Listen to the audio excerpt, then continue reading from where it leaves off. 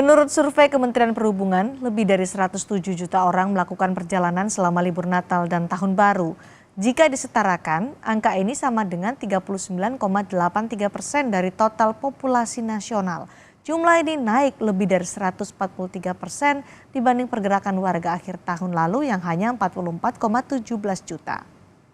Lalu apa antisipasi pemerintah menghadapi mobilisasi masyarakat menjelang malam pergantian tahun? Kami akan bahas bersama juru bicara Kementerian Perhubungan Adita Irawati. Selamat malam, Mbak Adita. Selamat malam, Cindy. Kemarin viral macet di Tol Bali menuju ke bandara sampai akhirnya turis memilih untuk turun berjalan kaki menuju ke bandara. Ini macetnya karena peningkatan kedatangan dan keberangkatan penumpang. Adakah antisipasi dari Kementerian Perhubungan supaya tidak terjadi lagi? Karena kita selalu tahu bahwa Bali tujuan favorit untuk berwisata. Ya, sebenarnya kepadatan ini sedikit banyak sudah diprediksi ya. Ya. Namun memang rasanya cukup ekstrim angkanya. Berapa Kendaraan tuh, yang Mbak Dita? kami tidak punya data lengkapnya, tetapi mungkin dari kepolisian daerah sudah memegang ya angkanya. Demikian kami langsung bertindak cepat, Mbak. Jadi tadi pagi juga sudah mulai berkoordinasi dari Kementerian Perhubungan. Nantinya untuk solusi jangka pendek ini akan menyediakan bis-bis untuk shuttle ya, khususnya dari beberapa titik dari bandara dan ke beberapa titik yang lain, agar kendaraan pribadi Ya. yang digunakan bisa berkurang gitu. Jadi masyarakat akan menuju atau akan meninggalkan bandara ini bisa menggunakan transportasi massal dan itu dibantu oleh Kementerian Perhubungan.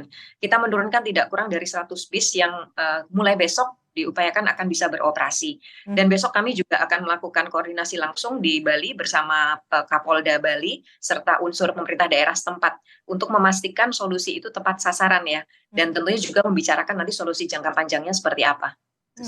Oke, dan ada peningkatan signifikan tahun ini untuk libur akhir tahun dibandingkan tahun lalu nih. Bagaimana prediksi Kemenhub soal ini dan mengapa ini kita bisa melihat tahun ini justru pergerakan atau mobilitas masyarakat di pergantian tahun meningkat signifikan? Ya, ini adalah tahun di mana pandemiknya sudah dicabut ya, status pandemik. Ini Nataru pertama di mana status pandemik sudah dicabut.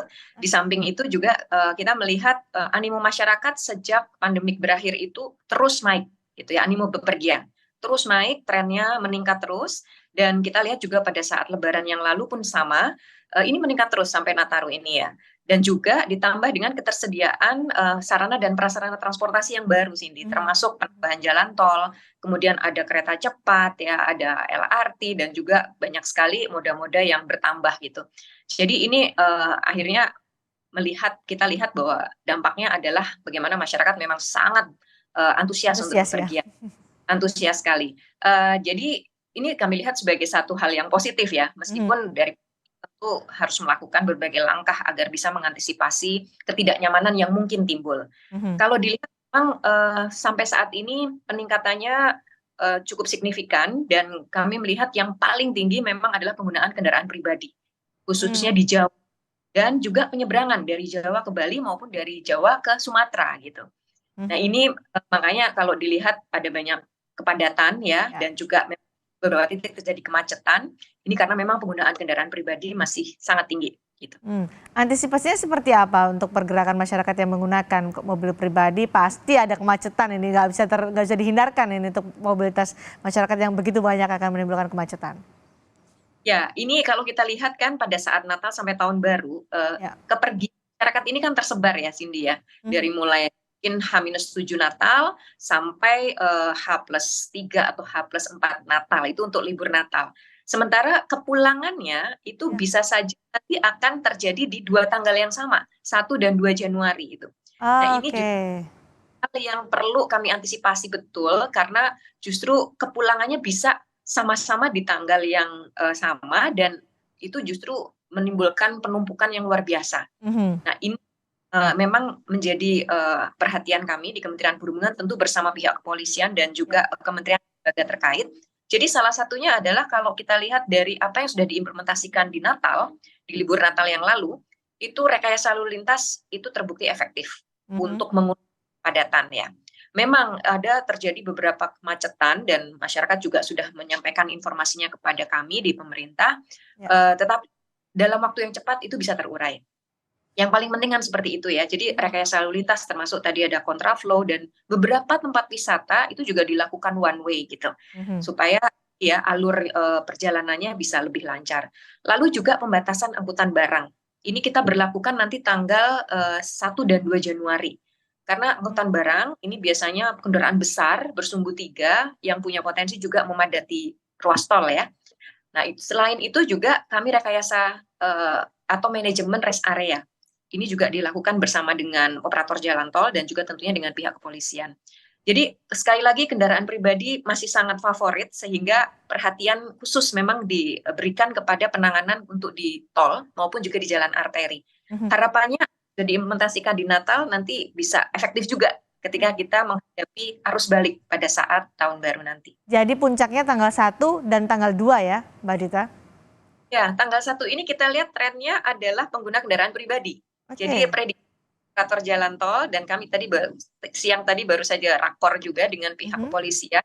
Prediksinya memang tanggal 1 itu kendaraan pribadi atau angkutan jalan. Ya. Sementara penerbangan untuk kereta api itu ada di 2 Januari. Jadi ini Hmm. memang agak berbeda ya trennya gitu, puncaknya. Ya. Apa yang harus diperhatikan oleh masyarakat yang melakukan perjalanan di libur akhir tahun ini? Ya, kalau menggunakan kendaraan pribadi tentu harus cermat ya, dalam arti melihat, jadwal-jadwal pemberlakuan rekayasa lalu lintas. Mhm. Karena oleh pihak kepolisian juga sudah dipublikasikan, di samping juga tentunya, kendaraan maupun pengemudinya juga harus selalu dalam kondisi yang prima Betul. ya. Ya. Misalkan hujan deras tadi kami sepanjang perjalanan di tol di Jawa ini hujan deras, jadi ini juga perlu kondisi mobil yang baik dan juga tentu pengemudi yang kesehatannya prima gitu. Sementara untuk yang pengguna transportasi umum yang pasti adalah upayakan semua dilakukan secara online, Cindy, Hmm. supaya padatan di simpul transportasi ya, baik itu pembelian tiket, kemudian check-in jika memang Ya. fiturnya sudah ada, itu sebaiknya semua dilakukan secara online. Jadi Menghindari mengurangi. antrian ya. Mhm. Betul sekali. Dan jangan lupa ikuti terus informasi ya dari operator gitu. Karena mereka yang akan sangat tahu bagaimana dinamika jadwal akibat cuaca, kemudian Ya. juga mungkin kendala teknis lainnya. Jadi supaya nyaman, selalu proaktif mengikuti informasi yang dikeluarkan oleh operator. Dan memperhatikan rencana rekayasa lalu lintas begitu ya Mbak Dita, karena kalau ada kemacetan pasti rekayasa lalu lintas adalah keniscayaan untuk dilakukan. Rekayasa lalu lintas seperti apa nanti dikoordinasikan dengan kepolisian? Betul. Jadi memang sudah dijadwalkan dan hari ini pun sudah diterapkan karena sesuai Oke. jadwal 29 dan 30 itu diberlakukan kontraflow di ruas tol di Trans Jawa ya. Mhm. Dan ada juga rekayasa lalu lintas secara lokal yang diberlakukan oleh Kapolda setempat gitu. Nah, ini memang jadwalnya kami lihat secara intensif sudah dipublikasikan oleh pihak Korlantas. Mhm. Jadi kami masyarakat bisa langsung mengakses ke media sosial di kepolisian untuk melihat dinamikanya. Karena kalau memang jalannya kondusif, bisa jadi jadwal itu tidak perlu diterapkan gitu ya. Ya. Rekayasa Mhm. itu sudah terlihat di waktu libur Natal kemarin ada beberapa rekayasa yang Betul. tidak jadi diterapkan Di karena Cipali lalu salah satunya ya. Mhm. betul ya gitu. Mhm. Jadi masyarakat harus mewaspadai, bersiap juga karena akan ada pergerakan atau mobilitas warga yang luar biasa meningkat signifikan pada tanggal 1 untuk jalur darat dan tanggal 2 untuk moda transportasi lain. Terima kasih juru bicara Kementerian Perhubungan Mbak Dita Irawati sudah berbagi informasi bersama kami, sangat bermanfaat untuk masyarakat yang akan melakukan perjalanan di pergantian tahun. Terima kasih, selamat malam.